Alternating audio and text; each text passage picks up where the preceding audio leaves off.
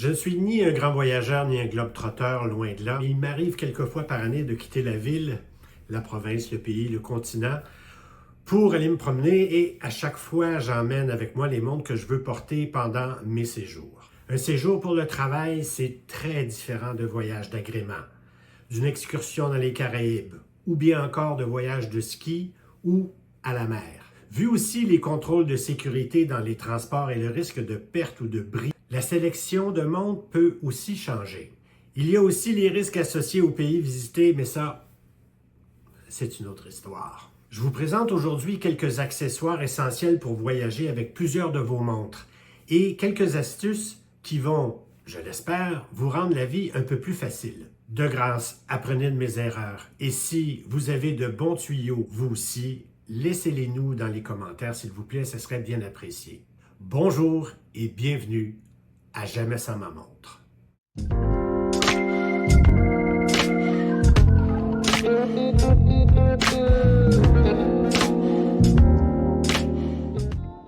Je veux remercier aujourd'hui mes amis de chez Strapsco à Montréal pour m'avoir prêté plusieurs étuis pour pouvoir les présenter aujourd'hui. J'ai mis des liens dans les commentaires si vous voulez explorer les différents choix qui s'offrent à vous à des prix concurrentiels. Je ne reçois aucune commission ni aucun paiement en argent et mes opinions sont les miennes. Vous voyagez avec une montre au poignet et une dans vos bagages. De loin, la solution la plus simple est peut-être cet étui de cuir de chez Strapsco. Je le trouve essentiel pour une montre un peu plus chic sur un bracelet cuir parce que le bracelet non métallique ne rayera pas le fond en acier de votre montre. Sinon, si elle est sur un bracelet d'acier, je lui préfère cet étui en forme d'huître à fermoir à glissière. Celui-ci est de chez Vario. Il a une structure rigide. Il protège bien le boîtier de votre montre et le bracelet d'acier ne viendra pas en contact avec le fond de la montre. Vous voyez comme ça. Si vous voyagez avec 2, 3 ou 4 montres, plusieurs choix s'offrent à vous. D'abord, l'étui rigide en forme de rouleau qui comprend plusieurs espaces et coussinets sur lesquels fixer vos montres. Vinyle, cuir, fibre de carbone, modèle d'entrée de gamme jusqu'au plus luxueux. Il y a bien sûr l'étui de type marmotte en toile huilée ou cirée ou bien sûr en cuir. Généralement, ils sont offerts en 3, 4 ou 5 espaces. Celui-ci est de chez Strapsco. Il est en toile cirée. 4 espaces, doux pour les verres de montre ainsi que les boîtiers, robuste pour vous accompagner dans vos déplacements. Une fois qu'ils sont repliés, roulés et bien licotés, ils protègent vos montres avec un rabat de tissu supplémentaire et ne prennent que peu d'espace dans vos bagages. J'en ai vu qui peuvent contenir jusqu'à 6 montres. Il est toujours bon d'avoir un peu plus d'espace de rangement. Qui sait si une nouvelle montre s'ajoutera à votre collection lors d'un voyage. J'en possède un en cuir de chevreau qui est un peu délicat, que j'ai acheté sur eBay. J'en ai un aussi en toile rigide, que je préfère parce qu'il est gris et que j'arrive à le retrouver plus facilement dans mes bagages que s'il était noir, par exemple. Disponible jadis sur Amazon pour quelques dizaines de dollars. Si vous avez un espace vide, peut-être qu'il y a la place pour un bracelet de rechange, par exemple. D'une autre couleur pour vous donner un peu plus de choix avec vos tenues sport ou un peu plus chic. Si vous avez un autre espace vide, j'y mettrai un outil pour changer les bracelets. Ici encore, si vous avez des bracelets d'acier sur vos montres, ils rayeront le fond du boîtier. Un truc ici, c'est de leur confectionner ce petit étrier en mousse de polyuréthane, comme je l'ai fait ici.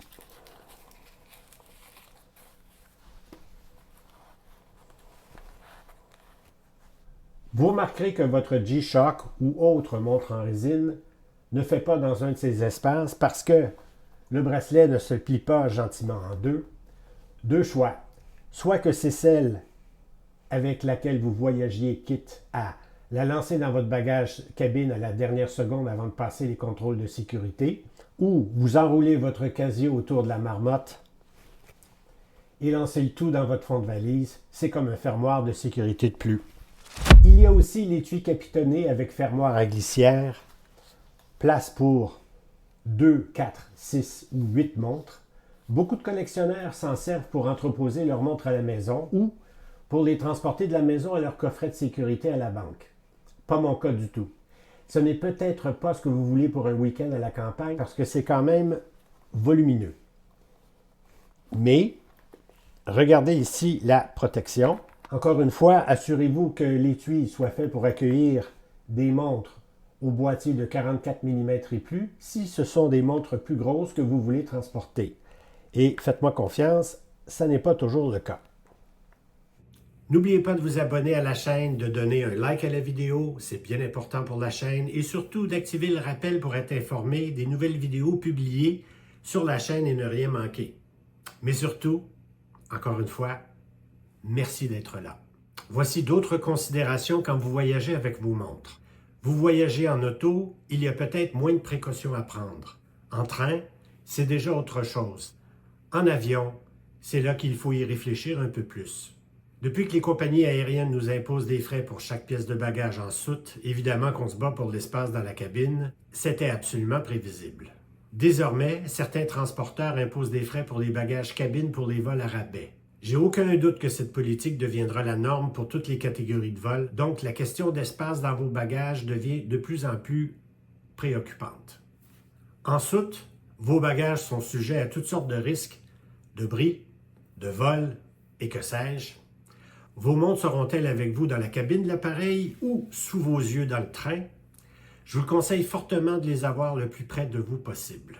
Ensuite, les contrôles de sécurité aérienne. Vous avez retiré votre ceinture, vos chaussures, votre veste et vous avez tout placé dans l'un de ces bacs avec votre ordinateur portable, téléphone cellulaire, clé et monnaie.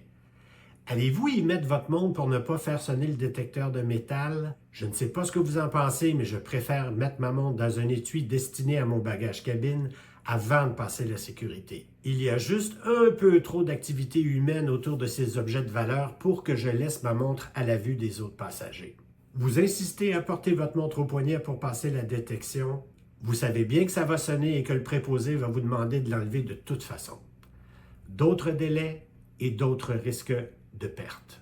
Soit que vous passez les contrôles sans montre au poignet ou encore avec une Casio en résine de peu de valeur. D'ailleurs, voulez-vous vraiment déambuler dans un aéroport achalandé comme Heathrow par exemple, ou Mexico, avec une montre de luxe au poignet?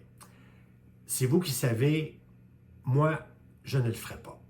D'ailleurs, que ce soit dans les trains, les autobus, les navettes d'aéroport, taxis et autres moyens de transport, chargés de valises et de sacs, votre montre, elle risque bien d'être rayée ou de voir son bracelet arraché. Raison de plus de voyager avec ma G-Shock, la montre que tout le monde devrait avoir dans sa collection à mon avis. Si vous n'avez pas vu cette vidéo, le lien est dans la description. Une dernière chose, les coffres-forts d'hôtel. Peut-être savez-vous que ça ne vaut pas un clou. Apportez avec vous des montres que vous pourriez remplacer à peu de frais ou qui n'intéressent personne. Un petit étui bien caché, ça fait aussi le travail. Vous pourriez bien sûr faire le choix de voyager avec une montre au poignet seulement. Si vous en trouvez une qui est assez polyvalente pour vous accompagner dans toutes vos escapades et activités. Je me suis bien sûr déjà posé cette question dans la vidéo suivante. Le lien est dans la description, bien sûr. Voilà donc un tour d'horizon de mes trucs pour voyager avec des montres. Au début de ma carrière de collectionneur, j'enroulais mes montres dans des t-shirts ou des sous-vêtements et soit que les montres se retrouvaient pêle-mêle au fond de ma valise ou sous le lit de ma chambre d'hôtel. Avec le temps, j'ai appris de mes erreurs et je crois que je fais mieux maintenant. Je suis sûr que j'ai oublié quelque chose et que vous avez d'autres idées à me proposer. S'il vous plaît, n'hésitez pas à les écrire dans les commentaires, ce serait très apprécié. N'oubliez pas de vous abonner, de donner un like à la vidéo et de commenter. Merci d'être resté jusqu'à la fin et au plaisir de vous retrouver dans une nouvelle vidéo très bientôt.